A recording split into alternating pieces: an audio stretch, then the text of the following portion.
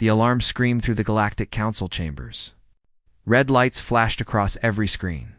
High Chancellor Vorn's four eyes widened as he stared at the emergency transmission.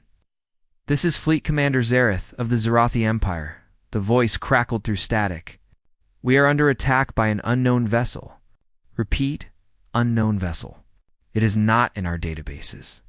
It is not. The transmission ended with a bright flash of light. Vorn's clawed hand trembled as he reached for the communication panel. "Get me reconnaissance drones to those coordinates. Now." Around the circular council chamber, representatives from 200 species sat in shocked silence. The Zarathi Empire was the strongest military power in the galaxy. Their warships could destroy entire planets.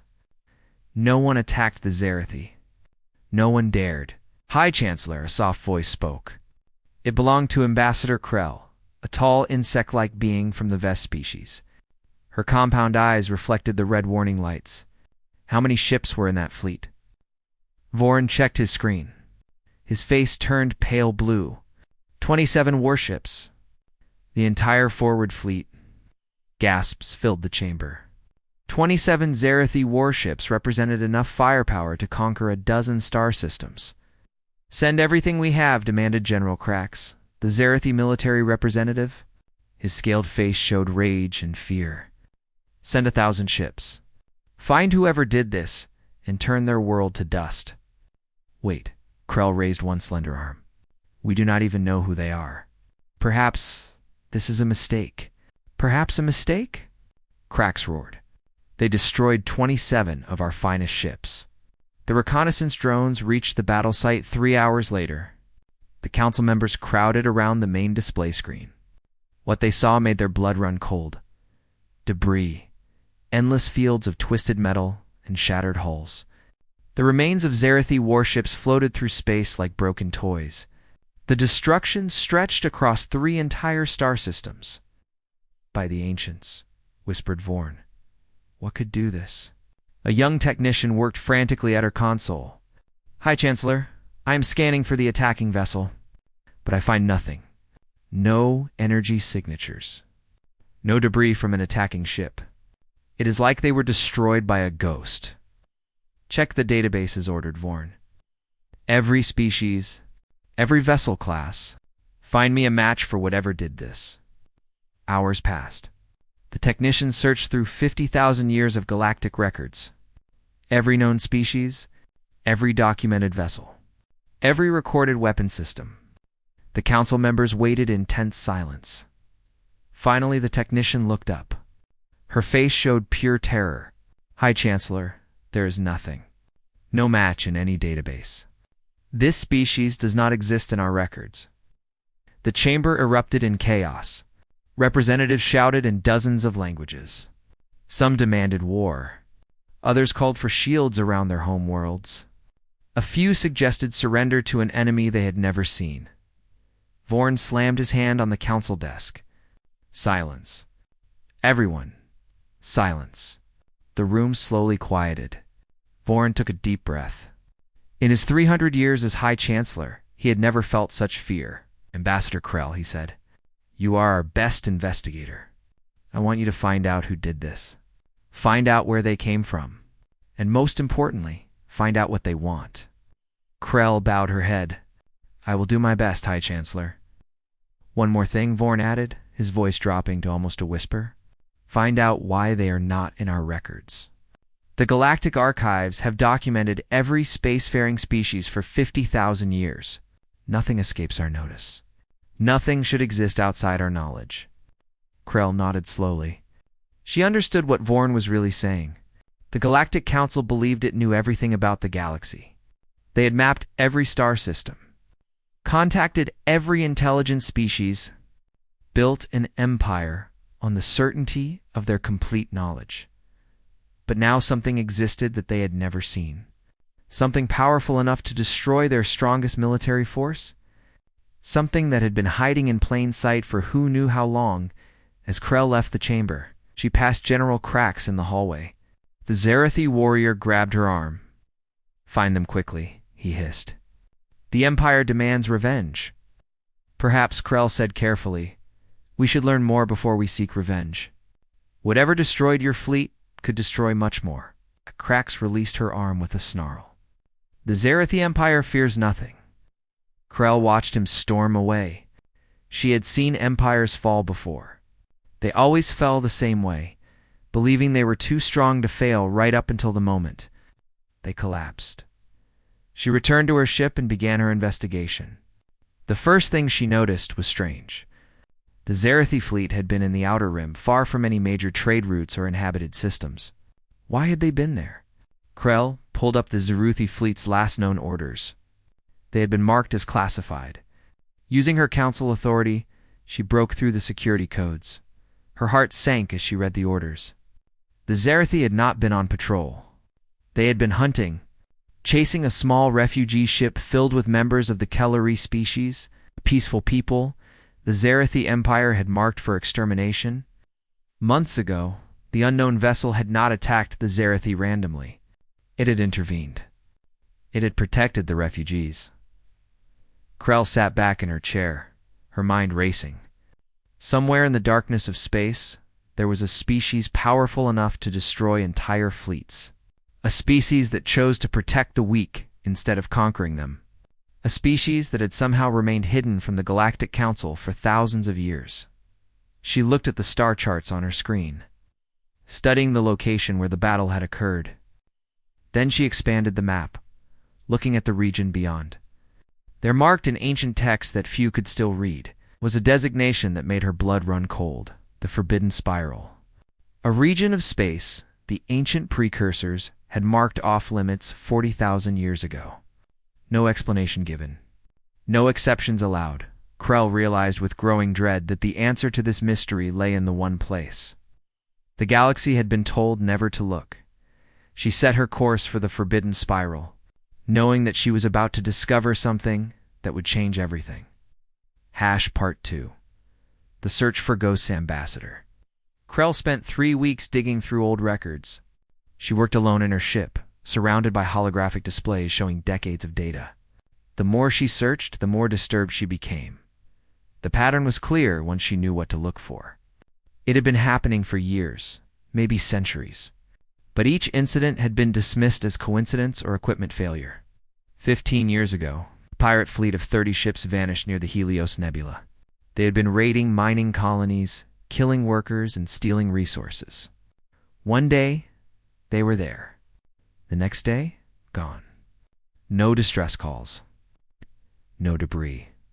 Just empty space. The Galactic Council called it a navigation error. Perhaps they jumped into a star. Perhaps their ships malfunctioned. No one looked deeper because no one cared about dead pirates. 8 years ago, a slave transport convoy disappeared in the Outer Rim. 12 massive ships, carrying thousands of captured beings meant for labor camps. Security footage from a nearby station showed the convoy passing through. 6 hours later, they should have reached their destination. They never arrived. Search teams found the ships floating in space 3 days later, empty. Every slave was gone. Every crew member vanished. The ships were intact but completely abandoned. The Galactic Council called it a mass mutiny. Case closed. 4 years ago, an illegal mining operation on a protected world was abandoned overnight. The miners claimed they were attacked by ghosts. Ships that appeared from nowhere, disabled their equipment, and then vanished.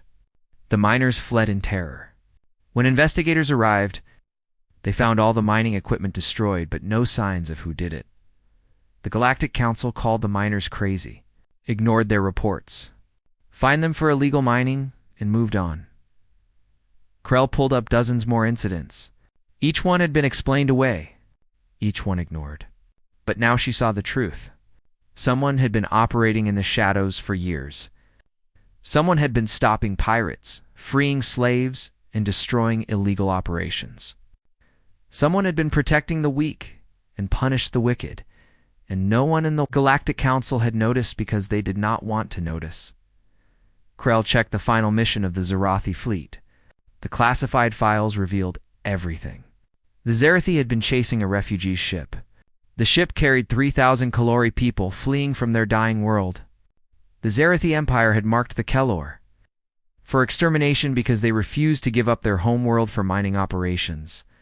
The refugee ship was old and slow. The Zerathi warships were fast and deadly. The Kellori had no chance of escape. They sent out desperate pleas for help, but the Galactic Council ignored them.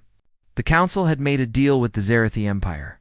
The Kellari were already considered lost, but someone answered their call. Someone came to help, and that someone destroyed 27 Zerathi warships to save 3,000 innocent lives. Krell sat back and closed her eyes. Her hand shook slightly.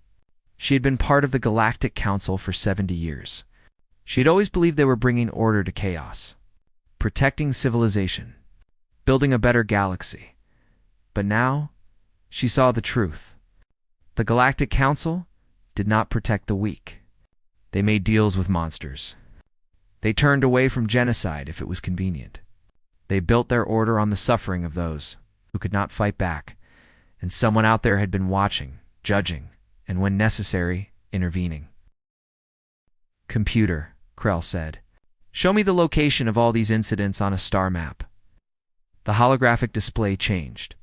Dozens of red dots appeared, scattered across the galaxy. Each DAT represented a place where the unknown protectors had acted. Now calculate the most likely origin point based on response times and travel patterns. The computer worked for several minutes. Lines connected the dots, showing possible routes and travel times. Slowly, the lines converged toward a single region of space. Krell's breath caught in her throat. The region was the Forbidden Spiral, exactly where she had suspected. She pulled up the ancient records about the Forbidden Spiral. There was not much information. 40,000 years ago, the precursors had marked that entire region as forbidden. They provided no explanation. They simply said that no one should go there. Ever. The precursors had been the first great civilization in the galaxy.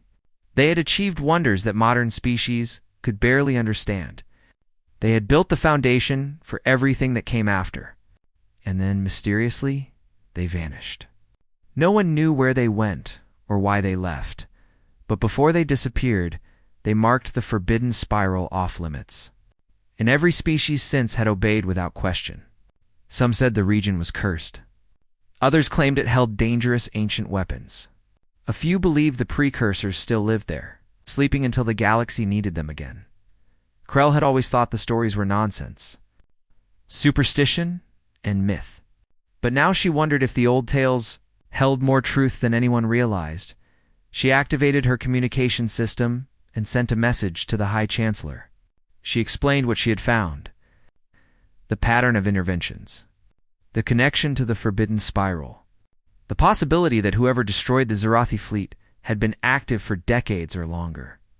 Vorn's reply came 6 hours later. The Council has debated your findings. General Krax demands we send the entire galactic fleet to the Forbidden Spiral. Other members urge caution. We have decided to send you as our diplomat. You will make first contact. You will carry our message of peace. But Ambassador Krell, you will not go alone. A battle fleet will follow at a distance. If these beings prove hostile, we will be ready. Krell felt her heart sink. The Council did not want peace. They wanted to appear peaceful while preparing for war. She knew how this would end. The unknown protectors would see through the deception. They would see the battle fleet, and they would respond. But she had her orders. She prepared her ship for the journey. Small and unarmed, her diplomatic vessel could not threaten anyone. She loaded it with translation programs for every known language.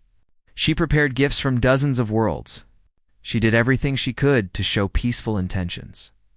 Before she left, she recorded a personal message. If she did not return, she wanted the truth to be known. She explained everything she had learned. The pattern of protection. The likelihood that these beings were heroes, not villains. The probability that the Galactic Council had been wrong about. Everything. She sealed the message and set it to broadcast. If she did not check in within 60 days, then Ambassador. Krell set her course for the Forbidden Spiral. Behind her, 200 warships followed at a distance, hidden but ready.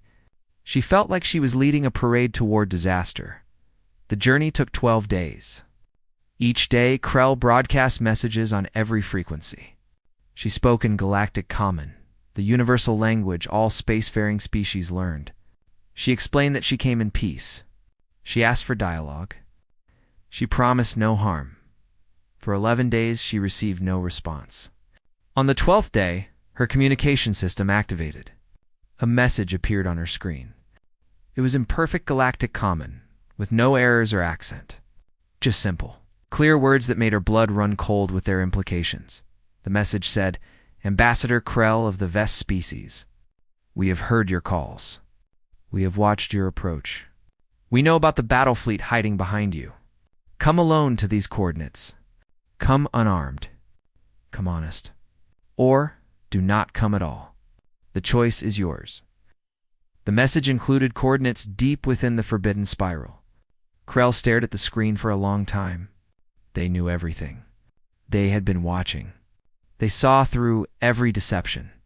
She opened a channel to the hidden battle fleet. "This is Ambassador Krell.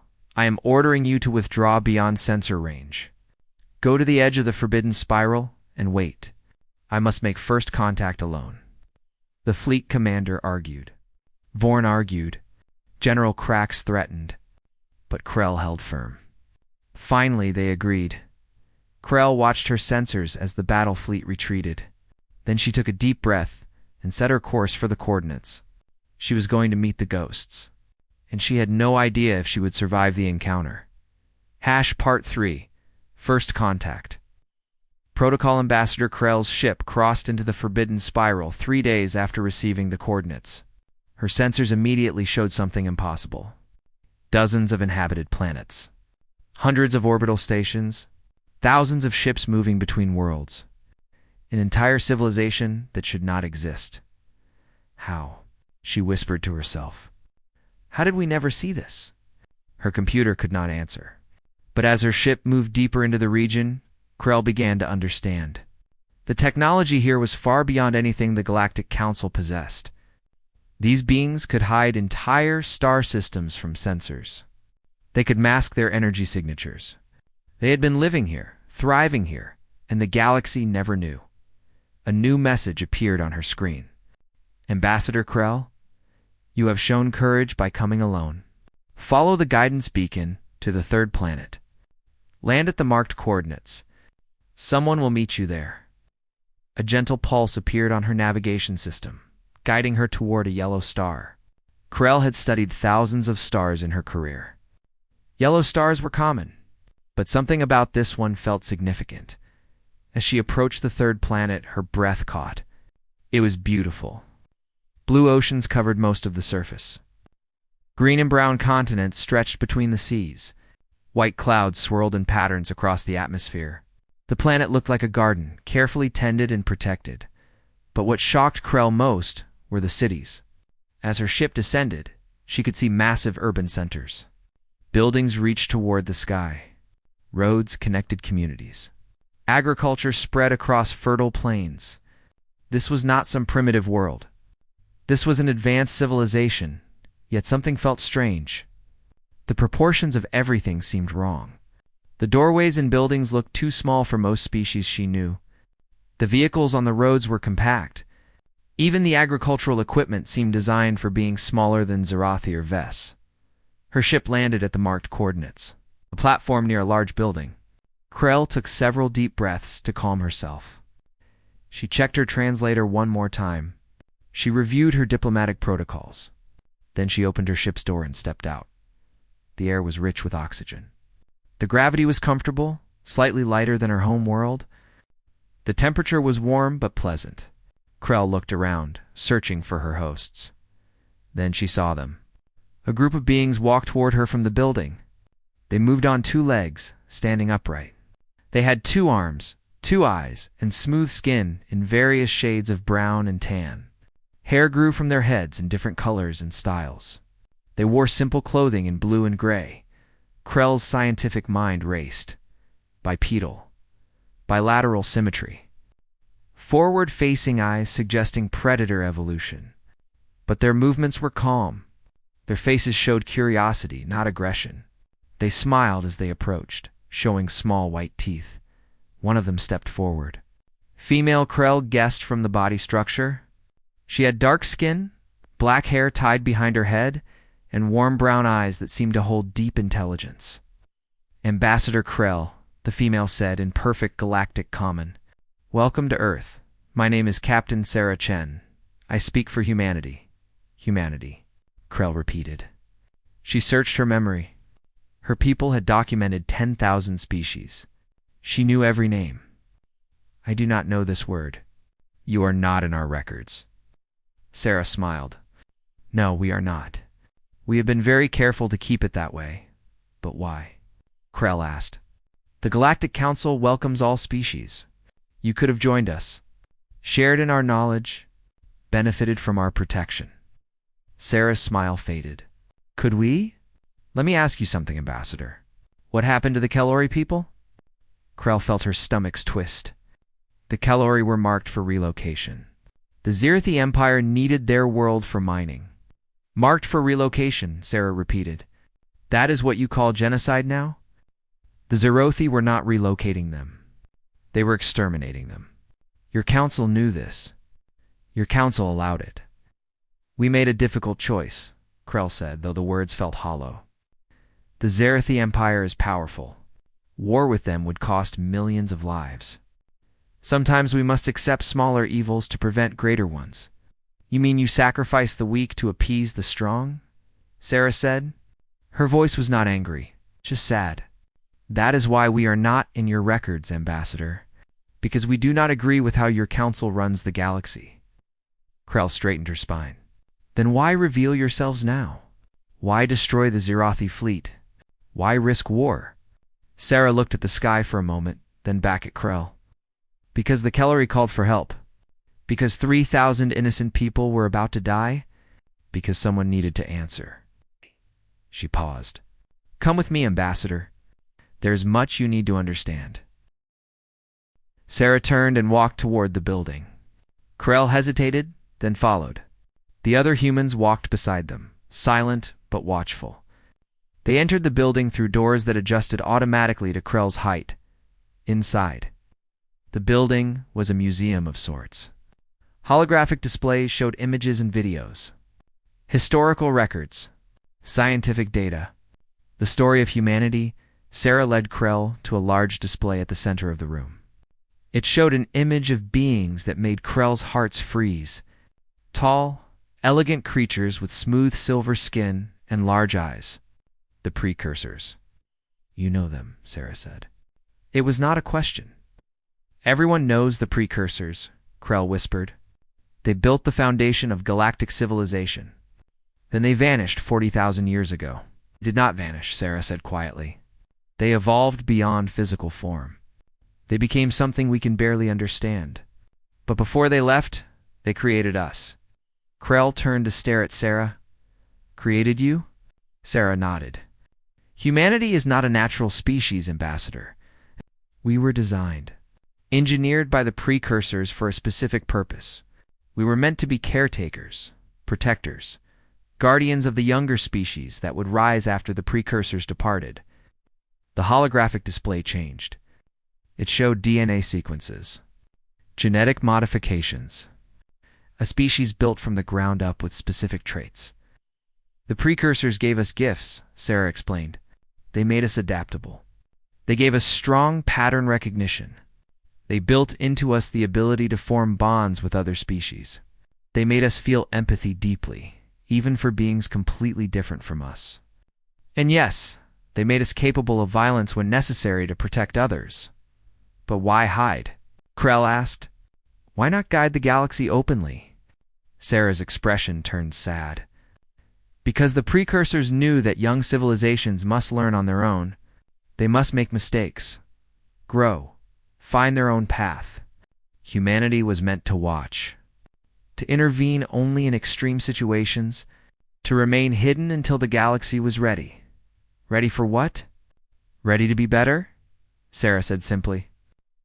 For 40,000 years, we have watched civilizations rise and fall. We have seen empires built on conquest, Societies that enslaved the weak.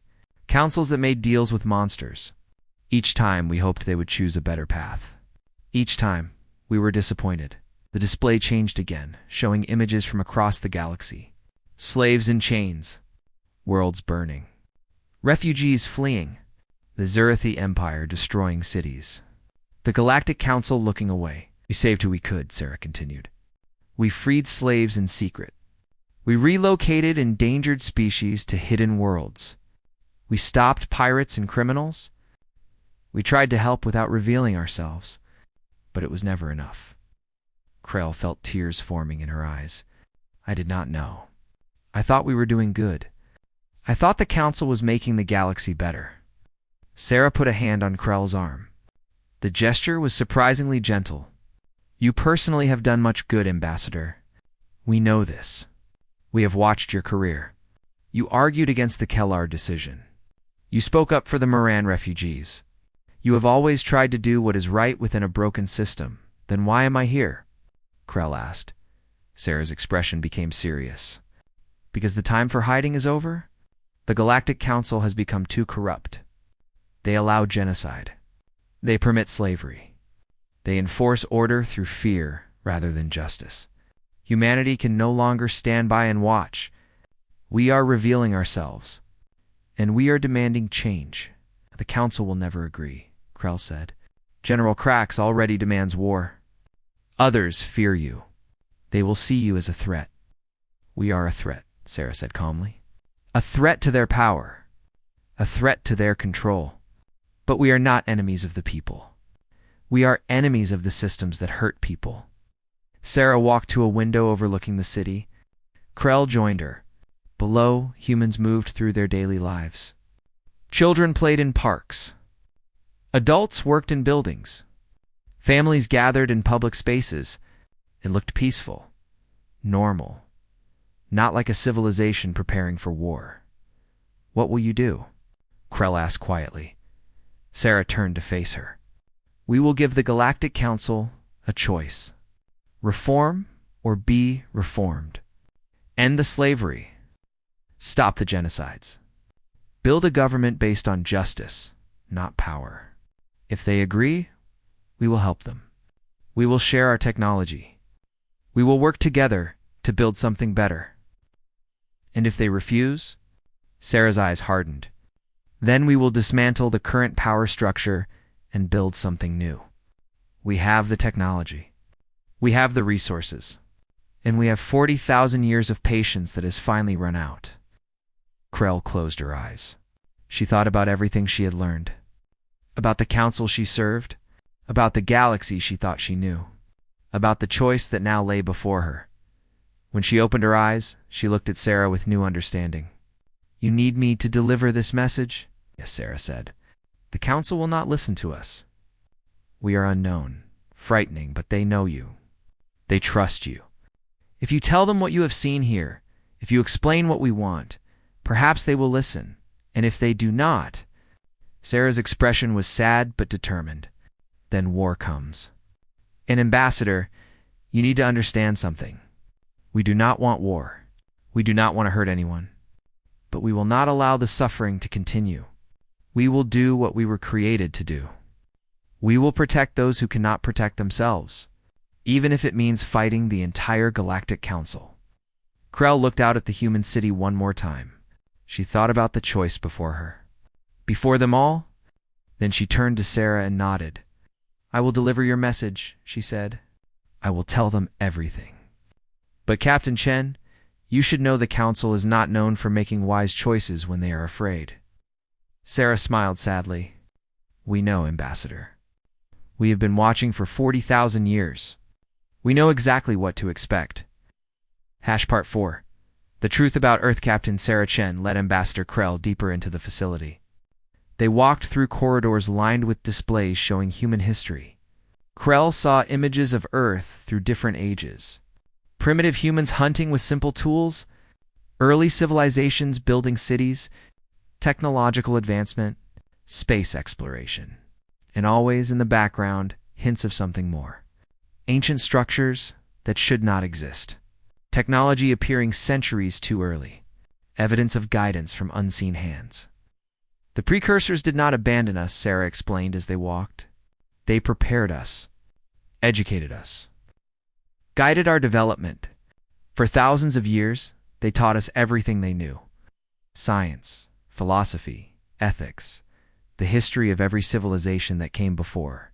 They showed us the mistakes others made so we would not repeat them. They entered a massive chamber.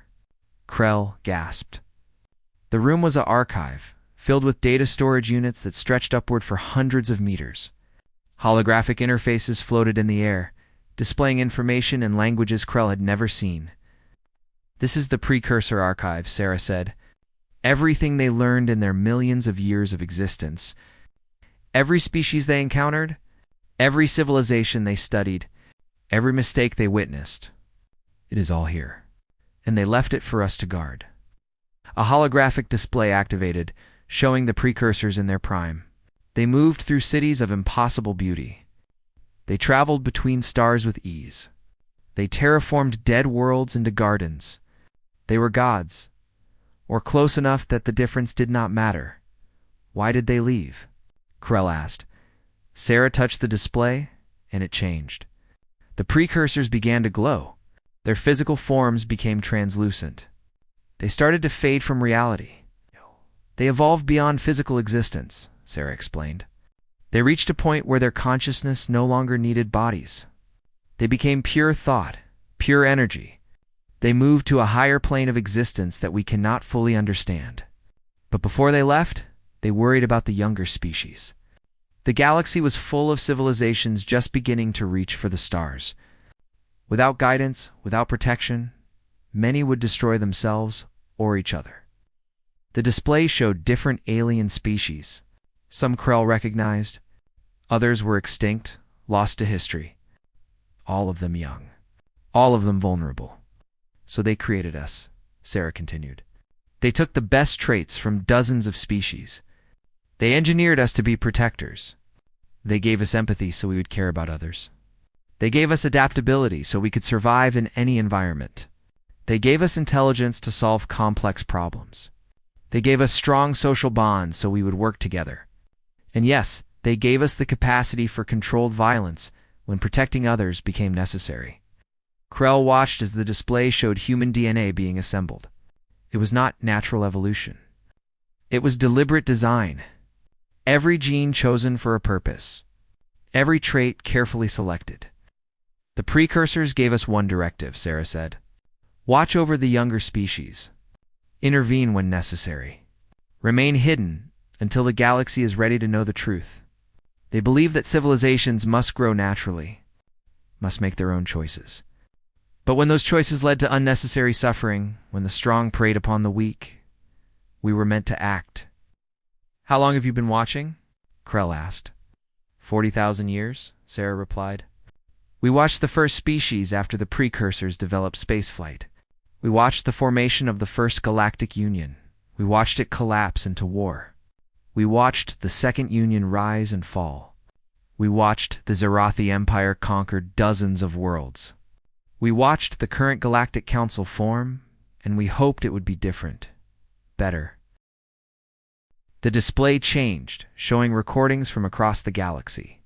Krell recognized many of them. Historical events she had studied, but now she saw them from a different perspective. In the background of major events, there were always subtle signs. Ships that should not be there. Coincidences that helped the right side win. Disasters mysteriously averted. Humanity had been there, unseen, gently pushing events toward better outcomes. We tried to guide without controlling, Sarah said. We shared technology anonymously. We leaked information to reformers. We rescued endangered species and relocated them to hidden worlds. We thought we could help the galaxy improve while staying in the shadows, but it did not work, Krell said quietly. Sarah shook her head. No, because the fundamental problem was not technology or information. The problem was choice. The Galactic Council chose to build their order on power rather than justice. They chose to ally with empires like the Zerathi because it was convenient. They chose to look away from genocide because confronting it was difficult. No amount of subtle guidance could fix that. The display showed the Kellerai refugee ship fleeing from Zerathi warships. Krell watched as the ships grew closer. The refugees sent desperate calls for help. The Galactic Council received the messages and did nothing. "We answered their call," Sarah said, "because someone had to. Because that is what we were created to do. And in doing so, we revealed ourselves. After 40,000 years of hiding, we stepped into the light." Krell turned away from the display. "The Council will see you as invaders. They will fear your power. They will mobilize for war." "We know," Sarah said calmly. "We have run the scenarios. We know how they will respond. But Ambassador, you need to understand something important. We do not want to rule the galaxy. We do not want to replace the Council with ourselves. We want the galaxy to govern itself properly. With justice, with compassion, with real protection for the weak. How can you force that?" Krell asked. "How can you make people choose to be better?" Sarah smiled. "We cannot force it. But we can remove the systems that reward cruelty and replace them with systems that reward compassion. We can eliminate the power structures that enable the strong to prey on the weak. We can create conditions where doing the right thing is easier than doing the wrong thing." They left the archive and walked to another section of the facility. This area was different. Military Krell saw weapon designs, ship specifications, strategic plans, the instruments of war. "Make no mistake," Sarah said. "We are prepared to fight if necessary. We have technology far beyond what the Galactic Council possesses. We can disable their weapons without firing a shot. We can appear and disappear at will. We can wage war across the entire galaxy simultaneously if we must." The precursors did not just make us empathetic. They made us effective. A holographic display showed a simulation. Human ships against the Galactic Fleet. The battle lasted less than 5 minutes. Every Council ship was disabled but intact. Crews unharmed but helpless. "This is not a bluff," Sarah explained.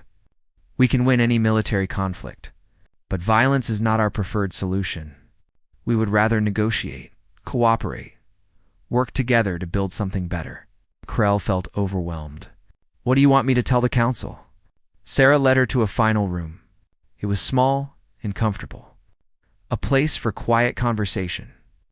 They sat across from each other at a simple table. "Tell them the truth," Sarah said. "Tell them who we are, where we came from, what we want. Tell them that we are offering partnership, not conquest. We want to help them reform. End slavery across all Council worlds.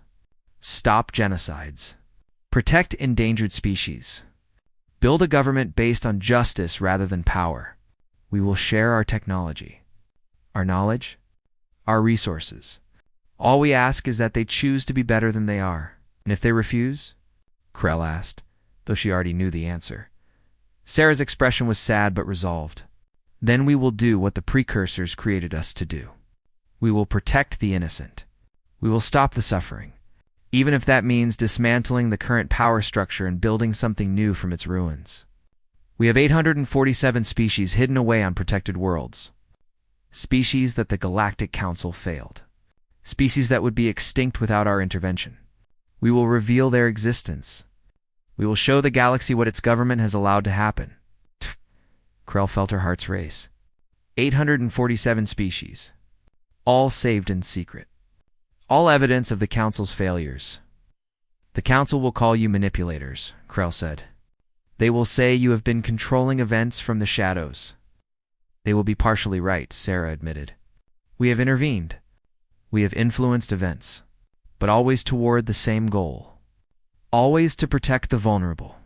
Always to reduce suffering. If that makes us manipulators, we accept the judgment. Better to be manipulators who save lives than bystanders who allow atrocities." Sarah stood and walked to a window. Outside, Krell could see human children playing. They laughed and ran, innocent and free. Their parents watched with expressions of love and protection. "Those children are the 40,000th generation since the precursors created humanity," Sarah said softly. "Every generation has carried the burden of our purpose. Every generation has watched the galaxy and felt the pain of not being able to do more. We are tired of watching, Ambassador. We are ready to act. The only question is whether the Galactic Council will work with us or against us. Krell joined Sarah at the window. She watched the human families for a long moment. Then she spoke quietly. I will tell them everything. I will argue for cooperation, but Sarah, you should prepare for war. The Council does not surrender power easily. General Krax will demand you be destroyed. Others will fear you. Some will see opportunity in chaos. Your revelation will split the galaxy. Sarah nodded. We know we have prepared. But Ambassador, know this. Whatever happens, whatever they decide, we will not harm innocents. We will disable ships, not destroy them.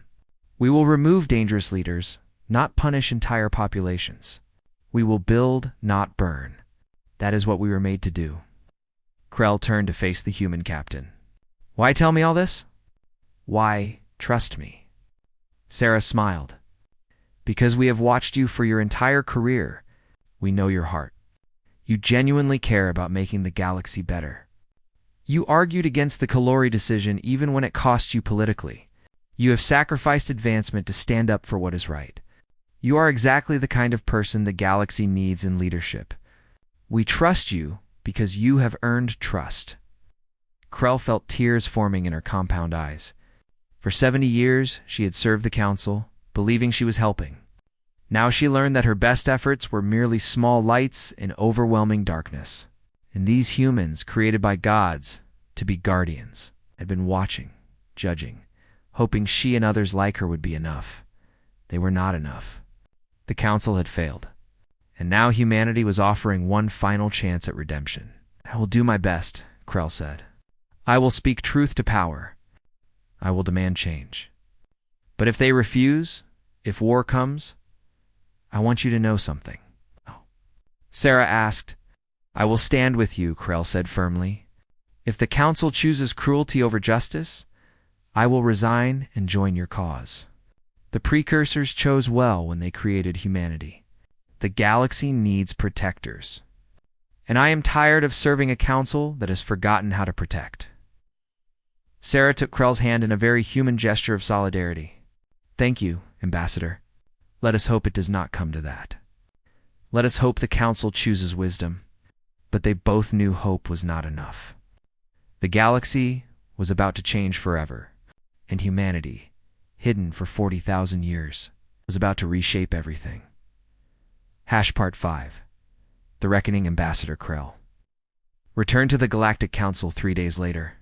Her ship docked at the central station, and she was immediately escorted to an emergency session. Every council member was present, every species represented. The chamber buzzed with fear and anger. High Chancellor Vorn stood as Krell entered. Ambassador Krell, you have been gone for 20 days. We feared you were dead. What did you find in the Forbidden Spiral? Krell walked to the center of the chamber. She looked at each council member in turn. Then she spoke clearly and firmly. I found the truth. I found the species that destroyed the Zirathi fleet. They are called humans. They were created by the precursors 40,000 years ago to be protectors and guardians. They have been watching us from the shadows ever since, and they are now demanding that we change. Silence. Complete, shocked silence. Then the chamber exploded in chaos. Lies. General Krax roared. The precursors are gone. This is some trick. Protectors. Another counselor shouted. They attacked our ships. What right do they have to demand anything? A third yelled. We are the Galactic Council. Vorn slammed his hand on the desk repeatedly until the chamber quieted. Ambassador Krell, explain everything. Start from the beginning. For 2 hours, Krell told them everything she had learned. The Precursor Archive. Humanity's creation and purpose. The 847 species they had rescued. The intervention to save the Kalori refugees.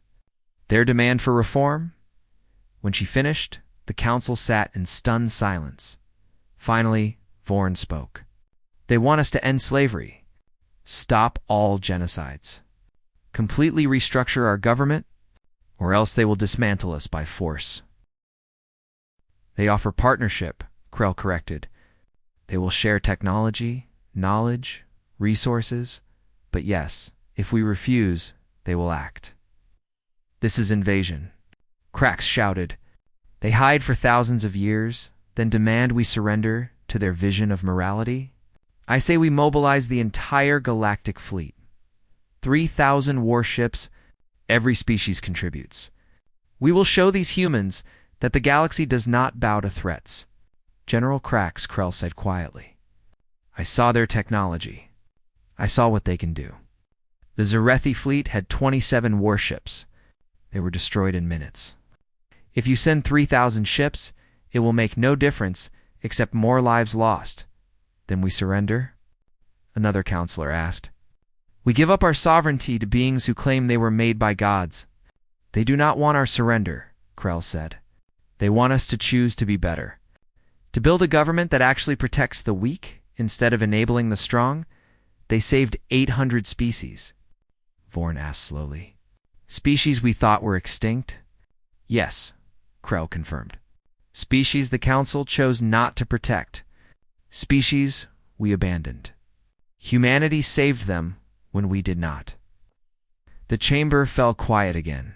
Krell could see the realization spreading across faces. The Council had failed. For thousands of years, they had built an empire on convenience and compromise. They had made deals with monsters. They had looked away from suffering. And someone had been watching, judging, saving those the Council abandoned. What do they want, exactly? Asked Counselor Mara, an older diplomat from the Thrick species. Her voice was thoughtful, not angry. Krell pulled up a document. They sent formal demands. End slavery in all forms across all member worlds within 2 years.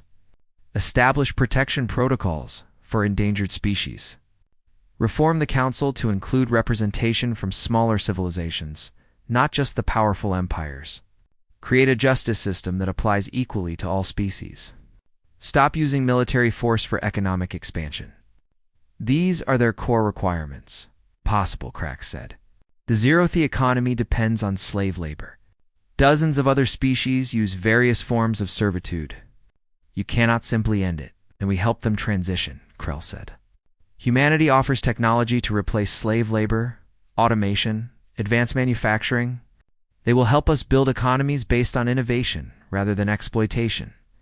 And if some species refuse, asked another counselor, then those species will not be part of the new galactic order, Krell said simply. Humanity will enforce the new standards, not through genocide, not through conquest, but through isolation and pressure. Species that insist on slavery will find themselves cut off from trade, technology, and the benefits of galactic civilization. General Krax stood, his scales bristling with rage. The Zerothi Empire will never accept this. We will fight. We will die before we surrender our way of life to some upstart species that hides in shadows. Then you will die, a new voice said. Every head turned. Standing in the entrance to the council chamber was Captain Sarah Chen, flanked by 2 other humans. They had appeared without warning, without detection, right in the heart of the Galactic Council's most secure facility. Security alarms blared. Guards rushed forward with weapons drawn. Sarah raised one hand and every weapon in the room deactivated. Screens went dark. Power systems failed. Then, just as quickly, everything came back online. We can disable every system in this station, Sarah said calmly. We can shut down power across all council worlds simultaneously. We can remove your weapons, your ships, your infrastructure, all without harming a single person. This is not arrogance. This is fact. She walked to the center of the chamber. Guards surrounded her, but she ignored them. She looked at each council member with steady eyes. For 40,000 years we have watched you, Sarah said. We have seen you at your best and your worst. We have seen courageous individuals like Ambassador Krell fight for justice within a corrupt system. We have seen that change is possible, but it will not happen on its own. It requires pressure. It requires consequences. It requires someone willing to say enough. You speak of justice, Krax said, but you act as tyrants. You impose your will on the galaxy. Zara turned to face him. Tell me, General Krax, where were you when the Kalori called for help? When 3,000 innocent people faced extermination? You were preparing your ships to hunt them down. You were following orders to commit genocide. And the Council knew. The Council allowed it. Who is the tyrant? Krax's face flushed dark purple, but he said nothing. Sarah addressed the full Council. We do not want to rule you. We want you to rule yourselves properly, with justice, with compassion, with protection for all species, not just the powerful. Is that really so unreasonable? You destroyed our ships, another counselor said. You killed our people. We disabled your ships, Sarah corrected. Every Zerothi crew member survived. They were transported to safe locations and released. We could have killed them all. We chose not to. Just as we could kill everyone in this chamber right now, but choose not to. We are not your enemies. We are trying to be your conscience. Vorn stood slowly. You ask for major changes. Changes that will upset every power structure in the galaxy. Even if the Council agrees, many species will resist. There will be chaos. Possibly civil war. There will be change, Sarah agreed. Change is always difficult. But the alternative is continuing down a path that leads to more suffering. More species like the Kalori facing extinction. More slavery. More cruelty justified by convenience. We have watched that path for 40,000 years. We will not watch it anymore. And if we refuse? Vorn asked, if the Council votes against your demands? Sarah's expression was sad, but determined. Then we will reveal the 847 species we have saved. We will show the galaxy your failures. We will offer them a choice to join a new coalition based on justice rather than power. We will split the galaxy, and those who choose justice will have our support, our technology, our protection. And those who choose the old ways will find themselves increasingly isolated and obsolete. That is war, Krax said. Wow. Sarah replied. War is what you were planning against us. War is mobilizing 3,000 warships to attack beings who have done nothing except save innocence. What we offer is evolution. Grow and thrive with us, or cling to old cruelties and fade away. The Council chamber was silent for a long moment. Then Counselor Mara spoke. She was old, even by Thrick's standards. She had served on the Council for over a century. I vote for reform, she said clearly. I am tired of compromising with monsters. I am tired of looking away from suffering, because confronting it is inconvenient. These humans are right. We have failed. It is time to do better. Another counselor stood. Then another. One by one, voices joined Mara's. Species that had been advocating for reform for years saw their chance. Species that were tired of empire. Species that wanted something better, but not all agreed. General Krax and several other counselors from powerful empires refused. They would not surrender their way of life. They walked out of the chamber, already planning resistance. Vorn watched them go, then turned to Sarah. The council is split. Even among those who agree, implementation will be difficult. The transition you ask for will take years, possibly decades, and there will be violence. Are you prepared to help us through that? Sarah nodded. We are. We will share technology to replace slave labor. We will help protect endangered species. We will support reformers and provide security against those who resist. But Chancellor Vorn, you need to understand something. We are not doing this for you.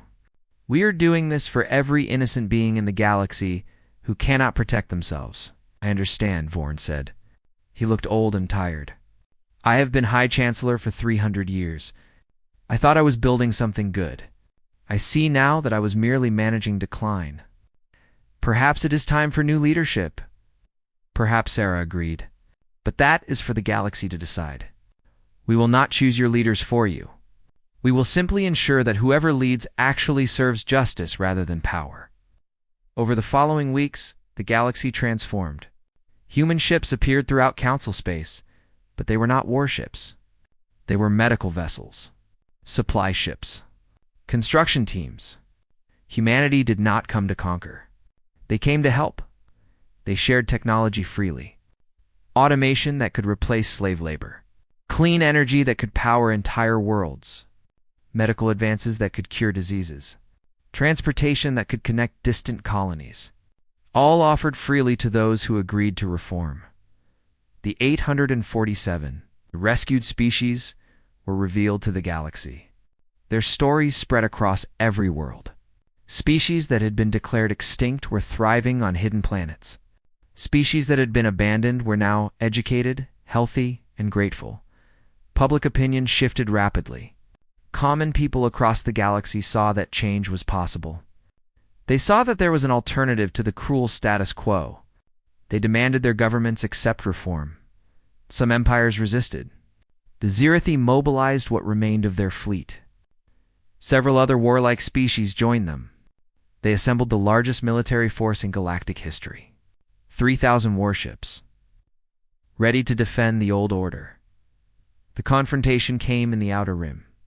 Human ships waited, calmly as the massive fleet approached. Sarah Chen broadcast one final message. "We do not want to fight you. Stand down. Choose peace. Choose reform.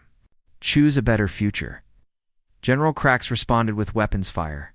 The galactic fleet attacked with everything they had. It was over in 12 minutes, not a single shot from humanity. Instead, every Council warship simply stopped working. Power systems disabled, weapons offline.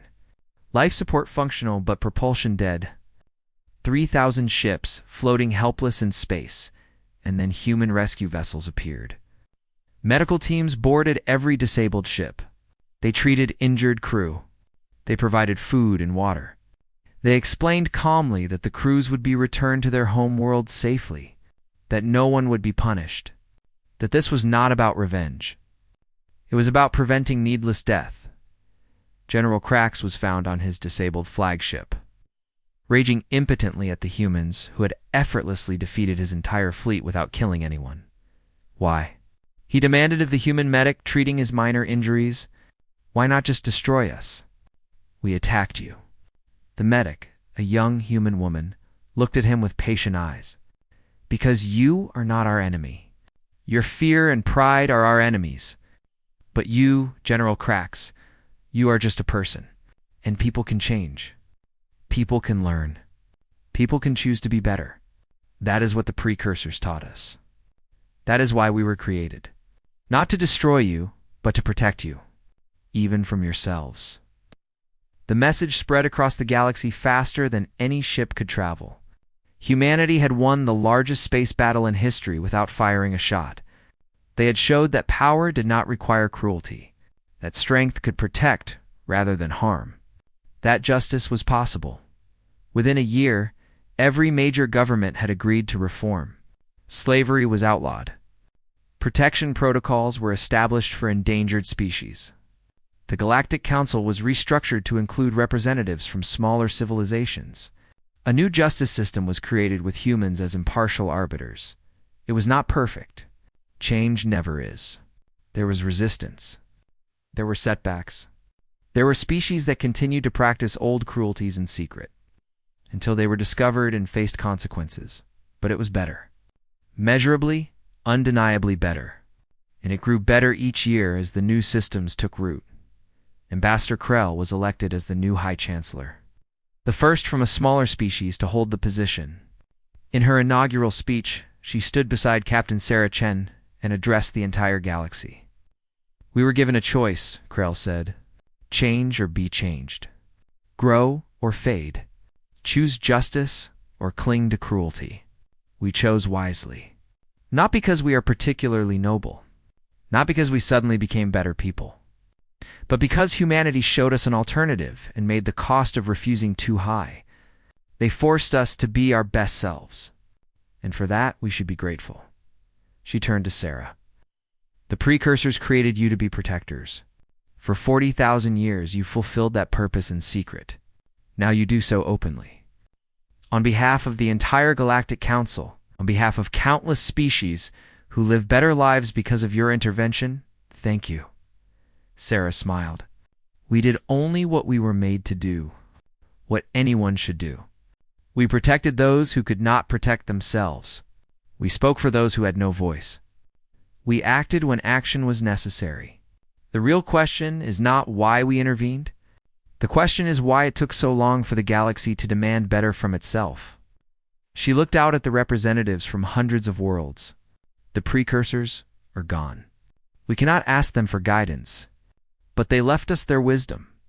They taught us that the strong exist to protect the weak, that justice is not optional, that every being deserves dignity and safety. These are not complicated principles. They are simply right. And now, finally, the galaxy is choosing to live by them. It will not be easy, Sarah continued. There will always be those who choose cruelty, who seek power over others, who believe might makes right. And when they appear, we will stop them, not with tyranny, not with conquest, but with the same steady, patient justice we have showed so far. We will never rule you, but we will never stop protecting you. That is our purpose. That is our gift from the precursors. And that is our promise to every being in the galaxy, now and forever. The assembly erupted in applause, not from fear, not from obligation, but from genuine hope that perhaps finally the galaxy could be what it always should have been, a place where justice mattered more than power, where the weak were protected instead of exploited, where beings of all kinds could thrive together. And watching from Earth, 40,000th generation of humanity felt the satisfaction of a purpose fulfilled. They had emerged from the shadows not as conquerors, but as the protectors they were always meant to be. The galaxy would never be perfect, but it would be better, and that was enough.